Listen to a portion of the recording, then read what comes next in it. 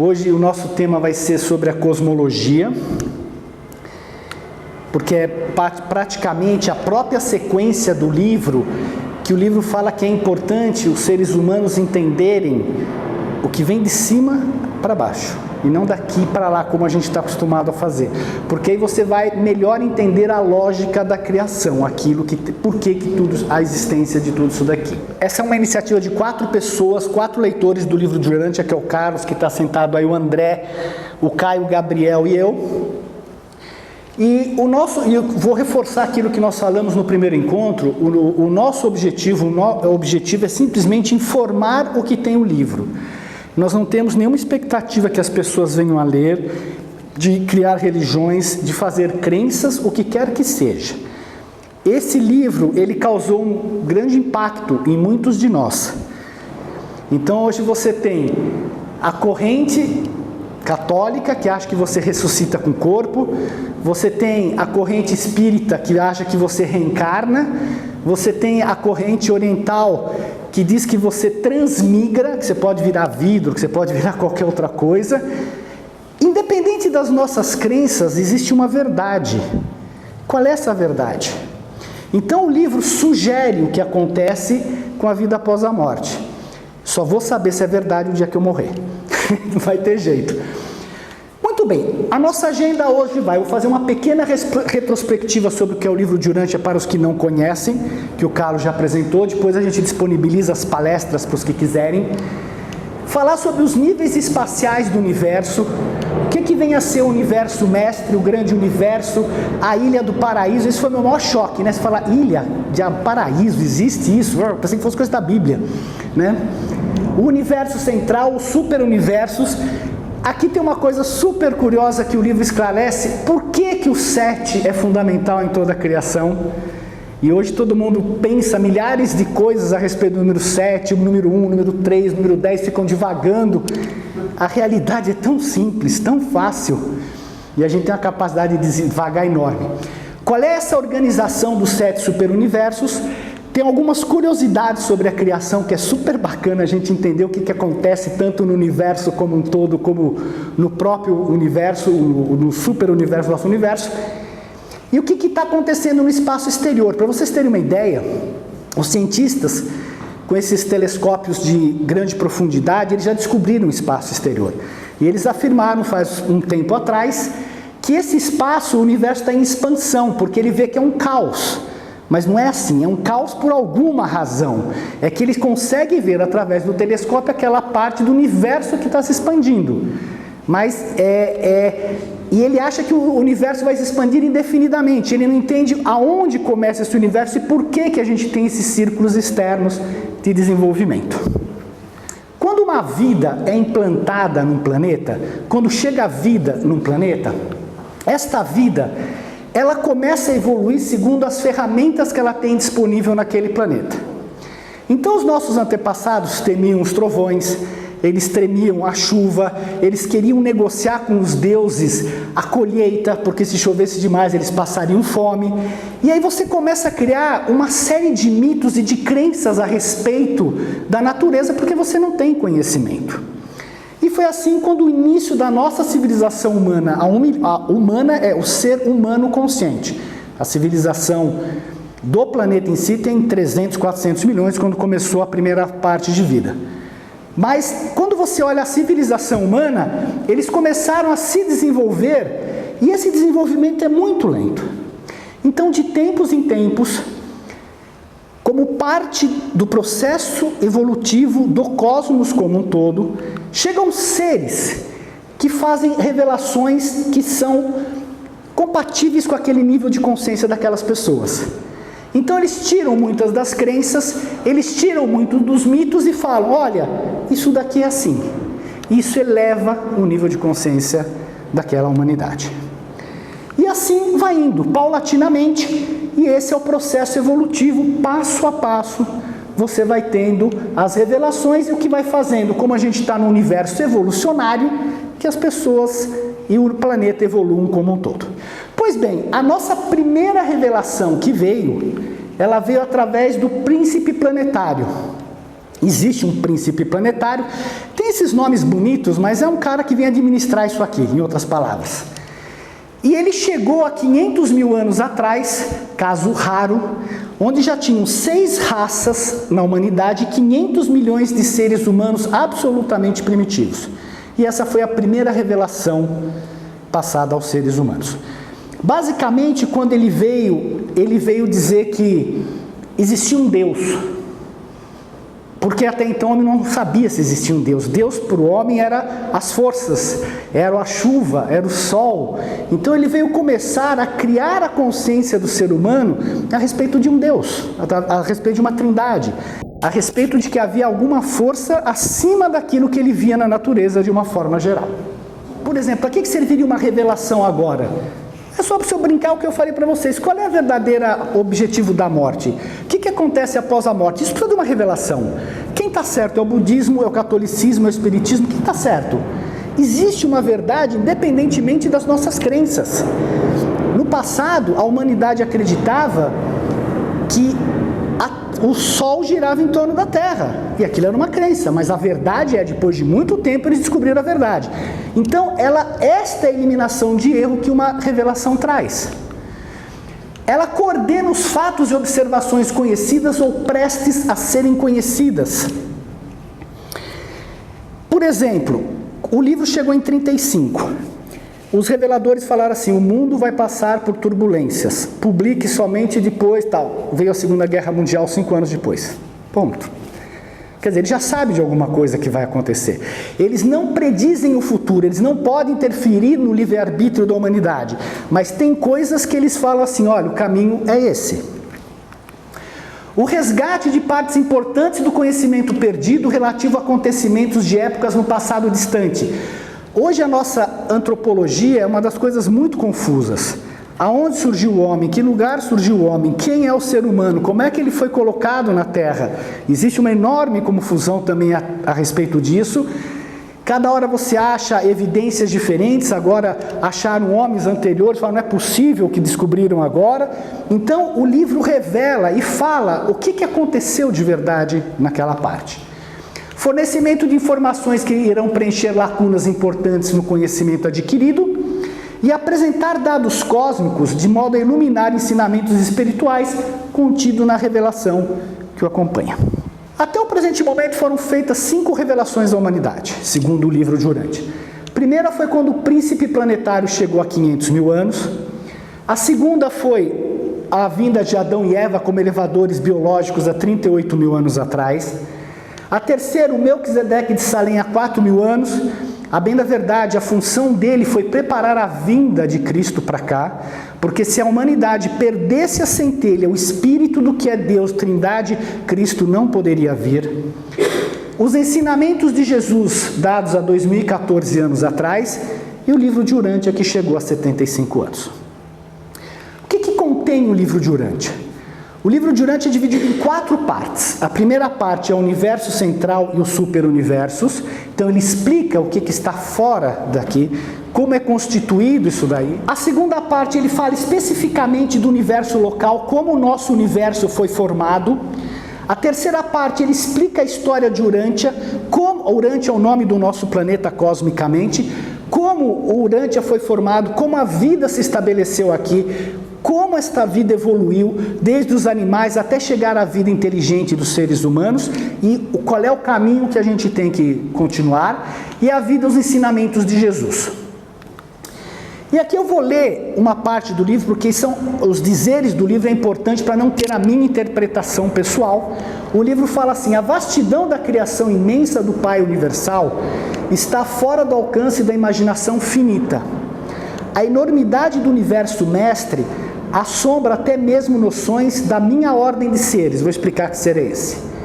A mente mortal, contudo, muito pode ser ensinado sobre o plano e os arranjos dos universos. Vós podeis conhecer algo da organização física deles e da sua maravilhosa administração. Podeis aprender muito acerca dos vários grupos de seres inteligentes que habitam os 7 superuniversos do tempo e o universo central da eternidade. Pelo estudo da lei física e da observação dos reinos estelares, estamos convencidos de que o Criador infinito ainda não está manifestado em finalidade de expressão. Pessoal, veja que coisa bárbara. Olha o que ele escreve aqui, ó, pelo estudo das leis físicas. O que significa? Que mesmo eles não sabem tudo. Eles estão em desenvolvimento. Se estudamos aqui, eles estudam lá. Então, eles estudam e chegaram à conclusão que o Criador ainda não está manifestado. É só você começar a ler, entender e falar, nossa, aquela história do Hermes, o Trismegisto, sério, o que é em cima é igual a embaixo, e é verdade. Quem é esse ser que faz essa revelação? Ele é um chamado perfeccionador da sabedoria, ele é um ser criado pela terceira pessoa da Trindade, e a função dele é personificar a sabedoria da divindade nos superuniversos. Muito bem, quais são os níveis espaciais do universo então? Agora a gente começa a entrar em desenhos, porque senão fica muito difícil. Aí o que o livro fala, né? Partindo do paraíso para fora. Qual a primeira coisa curiosa que está escrito aí? Paraíso. Mas veja bem, tá bom, você tem 7 bilhões de seres, 7 bilhões de verdades diferentes. Existe uma verdade que é a verdade. Apesar da minha crença, apesar daquilo que eu penso. Essa cadeira é igual para os 7 bilhões de seres, independente de qualquer coisa. A ilha central é isso aqui, ó. É isso aqui. Isto é a ilha central do paraíso. Se nós sairmos da ilha central para fora, a gente vai encontrar o universo central chamado de Avona. Isso é o universo central. Então é o segundo, ilha do paraíso, universo central. Terceira coisa, nós vamos encontrar os superuniversos. E quarta coisa, o espaço exterior, que depois vou mostrar melhor para vocês aqui. Tudo bem? Fez sentido? Por que é assim, pessoal? Por que tem que ser assim? Se a lei da gravidade existe, isso tem que partir de algum lugar. Como eu falei, tudo é físico na criação. Isto tem que sair de algum lugar. Alguém tem que estar sustentando tudo isso daqui. Não tem. Se você parar para pensar no cosmos sem isso, é nada. É como esta sala vazia, não tem nada. Aqui é uma outra forma de ver. Então eu peguei e rebati isso reto para vocês entenderem. Ó, Ilha do Paraíso, universo central, os 7 superuniversos e o espaço exterior. Dá para ter noção da grandiosidade que é isso? O universo mestre é composto pelo universo central e divino, que é a Ilha do Paraíso, mais Avona, que é a ilha central, e mais os superuniversos e as áreas externas. Tudo isso daqui é chamado de universo mestre. Então, caso quem venha ler o livro, quando falar universo mestre, você está se referindo ao total da criação conhecida. Tudo. Isso é uma outra forma de representar que eu acho muito bonita. A forma como representar é muito, digamos assim, certinha, linear, mas ela dá uma grande noção da dimensão disso daqui em relação aos universos todos. Né? Da Ilha do Paraíso, o universo central, e os 7 superuniversos envolvidos numa esfera aqui. Eu acho que isso dá uma noção bastante clara para a mente nossa entender, que é bem parecido com as pétalas de uma flor. Se você olhar o girassol, é igualzinho. Né? Você tem a parte central e aí você tem as pétalas que vão pelo lado. Bom, o que é a Ilha do Paraíso? O que vem a ser essa Ilha do Paraíso que tanto se fala? É o centro eterno do universo de universos, é a morada da deidade. Não é Deus, se este ser que criou tudo isso sair da ilha, o universo puft, porque ele é o controlador e o centro de tudo isso. É o maior corpo físico da criação universal, ele ocupa um local físico universo, mas não depende do espaço nem do tempo, é óbvio. Sem ele não existe espaço e tempo, então onde ele se colocar, ele passa a existir. E todas as criaturas dos 7 superuniversos ocupariam apenas 4% da área reservada do paraíso, para vocês terem uma ideia. O paraíso, bem da verdade, é dividido em 2 partes. O que ele chama é que nem um prato, ele não é uma coisa redonda, ele é um prato assim. E tem a parte superior, que é a morada das deidades, e a parte inferior, onde é o controle de todas as energias que são os circuitos energéticos que andam pelo universo. tudo nessa parte inferior. Tá?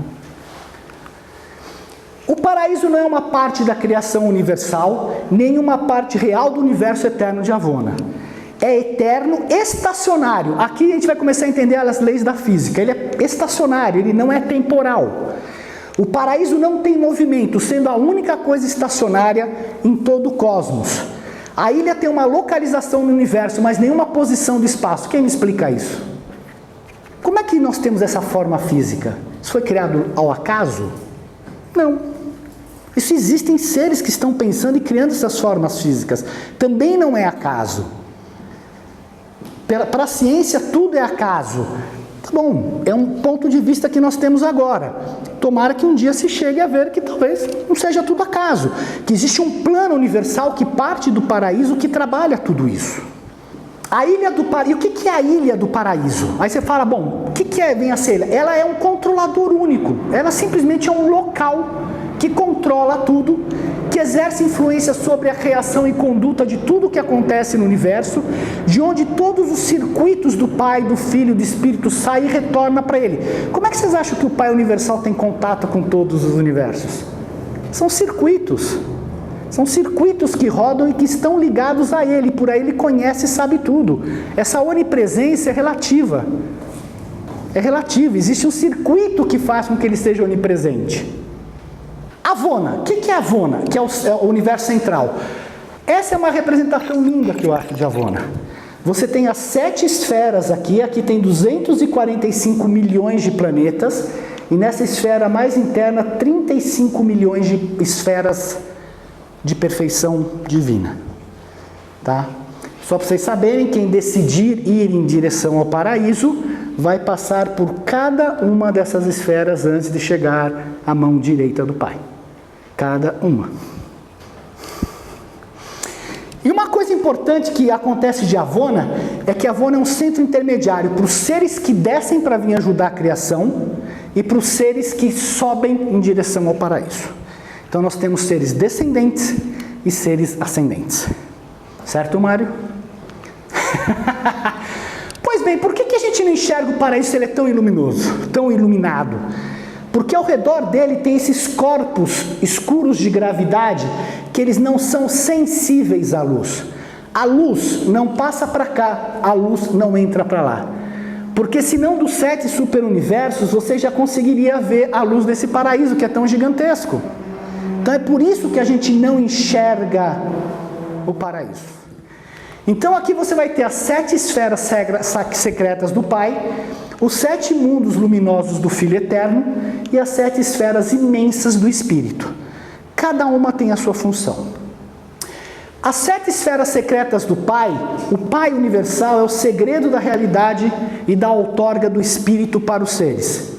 É a origem e o destino da personalidade, é o controlador da energia, o sustentador universal. Olha, e através do circuito da gravidade universal centrado em si, o Pai é consciente de todas as autoconsciências através da criação. Então, aqui você entende o que vem a ser a onipresença. É um circuito, não é que o Pai esteja presente, ele está focalizado lá, mas a onipresença é feita através de um circuito. É diferente. O Filho, ele é responsável pela energia espiritual, enquanto o Pai é responsável pelo espírito e pela personalidade que nós temos. Este Filho é responsável pela energia espiritual todinha do universo. Então o circuito do espírito vai e gira em torno do Filho, enquanto que na mente do espírito ele é responsável pela mente. A mente vem do espírito, da terceira pessoa da Trindade. É o centro da gravidade da mente. E as esferas são ocupadas pelos 7 espíritos mestres que administram todos os universos.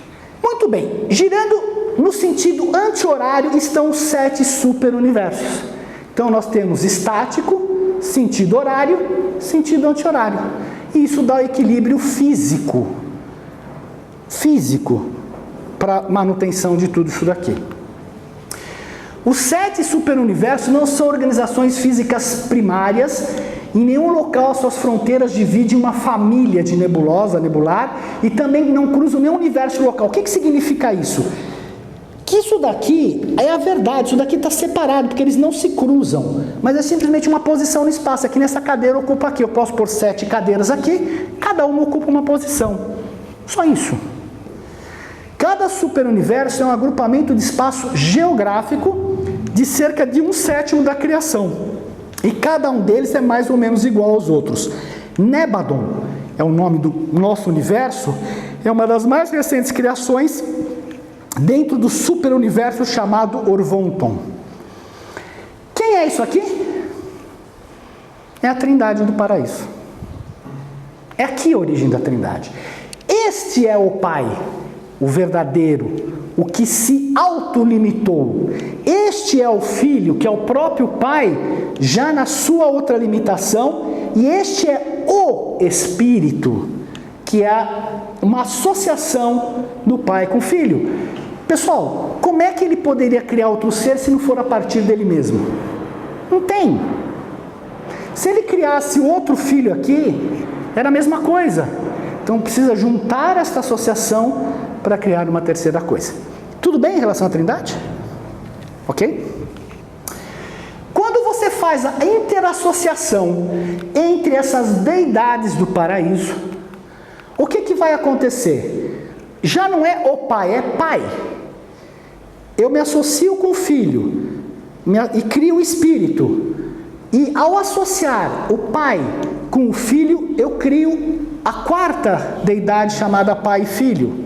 E continuando a associação, eu vou criar uma quinta, que é o Pai e Espírito. Uma sexta, que é o Filho e Espírito.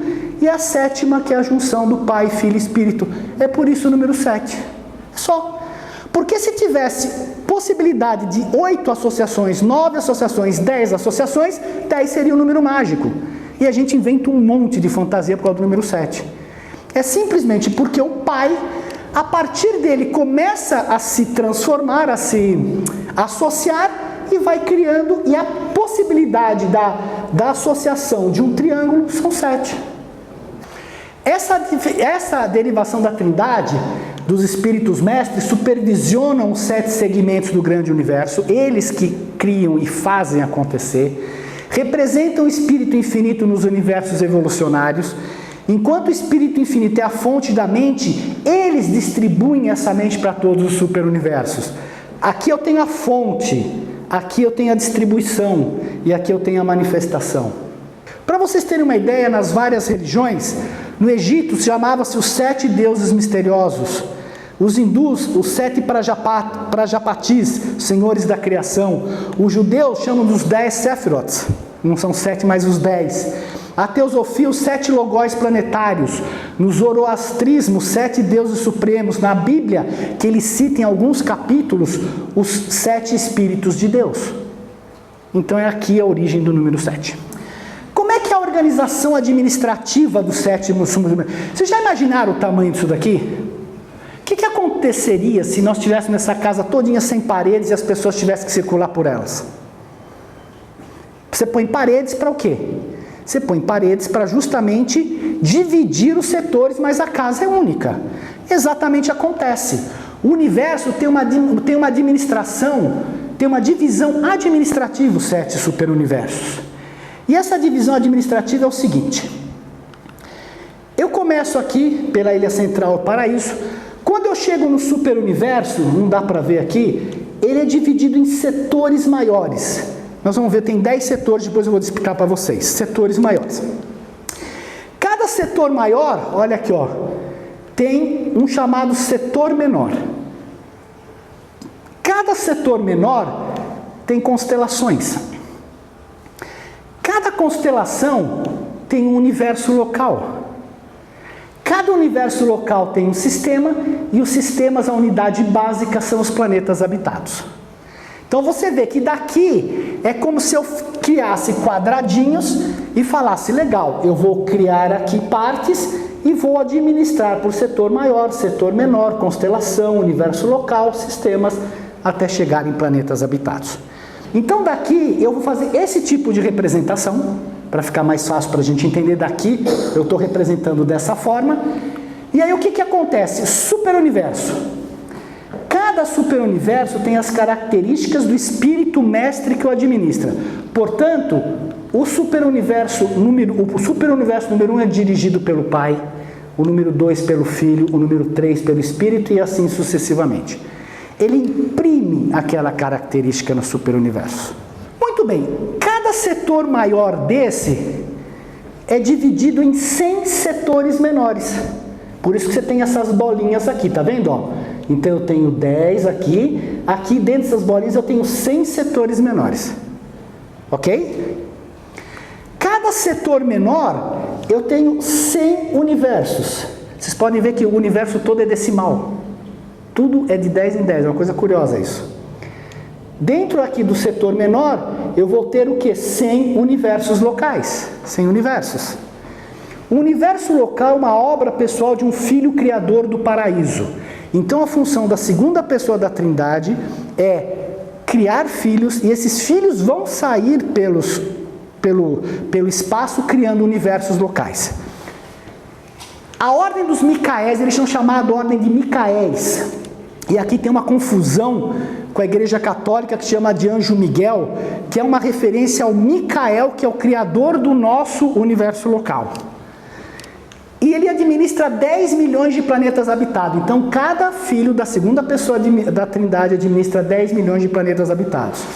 No senso comum, uma constelação é um grupo de estrelas que aparecem próximas uma das outras no céu, que quando ligadas formam uma imagem de um animal, objeto ou seres fictícios.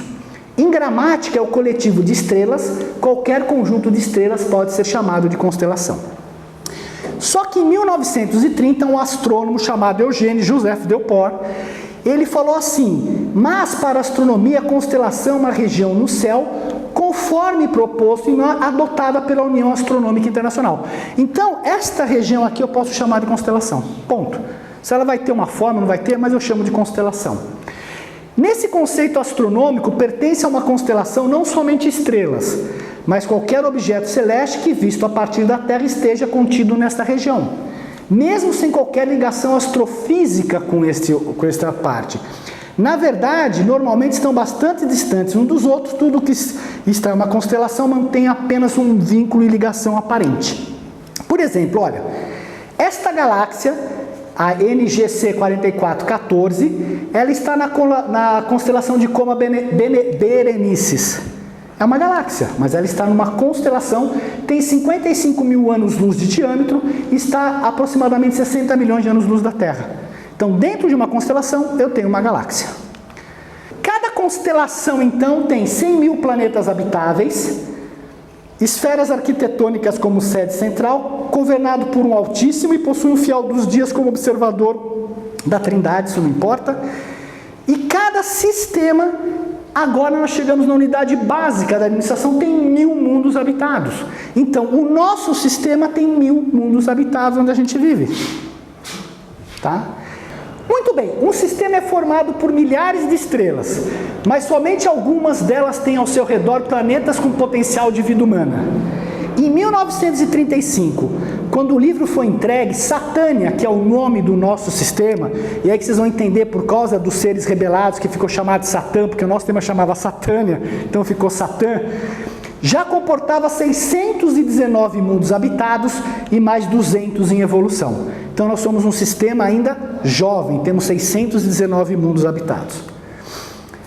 O nosso sistema solar, este sistema que a gente vive, que a gente conhece, ele tem 3 bilhões de anos já funcionando como a gente, desta forma que nós estamos vendo hoje, e o nome dele que foi dado é Monmátia. Exatamente dessa forma ele tem 3 bilhões de anos. Urântia, a Terra, é o terceiro planeta a partir do Sol registrado com o número 606 de Satânia.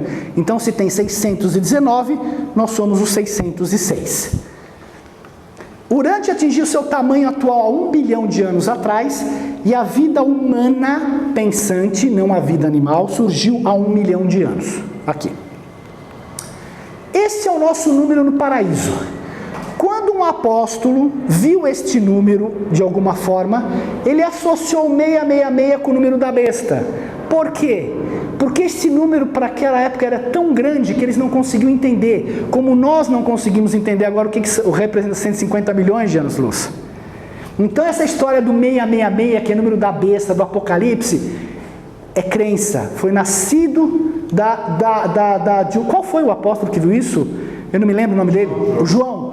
Ele viu isso daqui, ele só conseguiu entender esse final aqui e associou esse número gigantesco como o número da besta. Nosso sistema chama-se Satânia, ele está na constelação de Nor-Latiadec, no universo local chamado Nébadon, no superuniverso chamado Orvonton. Difícil, né? Pois bem, a nossa posição dentro da galáxia, da Via Láctea, é esta daqui. Você sabe o que é isso?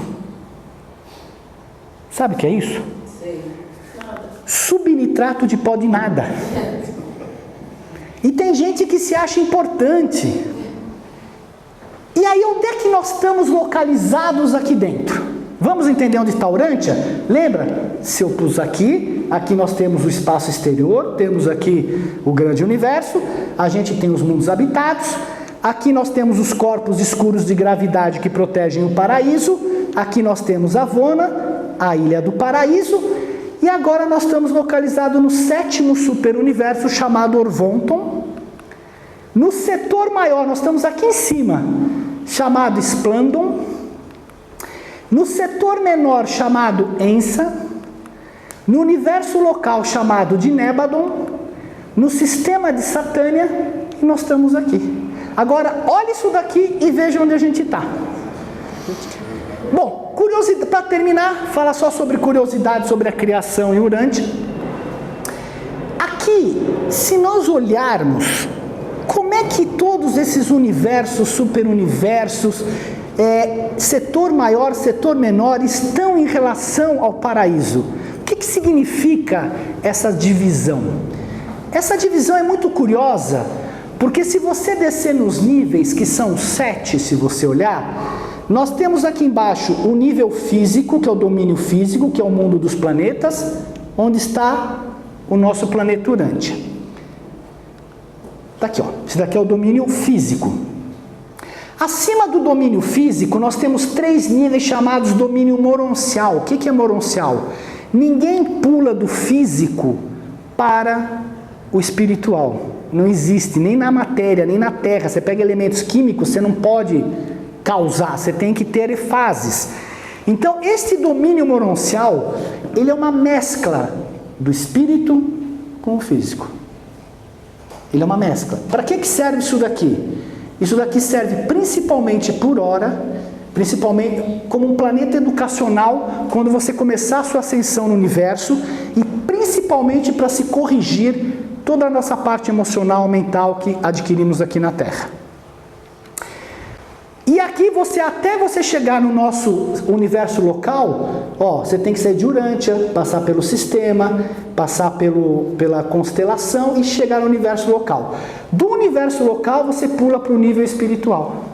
Somente aqui você chega no domínio espiritual. E quando você sai do domínio espiritual, você realmente vai conseguir passar para cá e ir em direção ao paraíso.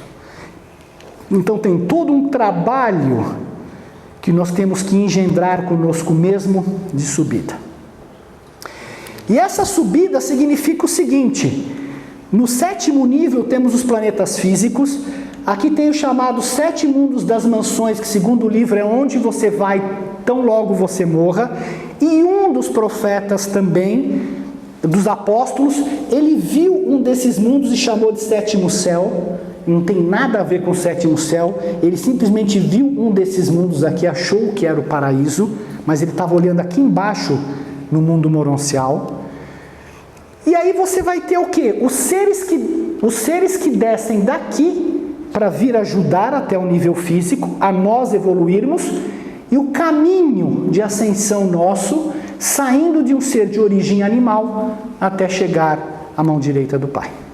Isso é lindo. A vossa esfera é tão precisamente administrada e fomentada com tanto e tal amor, que é como se ela fosse única no mundo habitado em toda a existência. Apesar de tudo que a gente fez, O nosso Pai Criador, Ele habita, Ele faz, Ele cuida do nosso planeta, apesar da aparente caos que a gente vive, e que o pessoal fala, não é possível uma esfera ser cuidada com tanto amor e carinho como a nossa. Tanto é que nós somos como planeta, onde todo mundo quer vir observar, os estudantes querem vir observar o que acontece aqui, porque a gente está totalmente fora dos padrões universais. Tudo que aconteceu aqui é curiosíssimo. Então, isso significa que isso é uma oportunidade de evolução para todos nós gigantesca. Se a gente realmente quiser se transformar, quiser caminhar para o interior, isso significa que nós temos, apesar da dificuldade de viver aqui, do sofrimento, é uma oportunidade evolutiva gigantesca.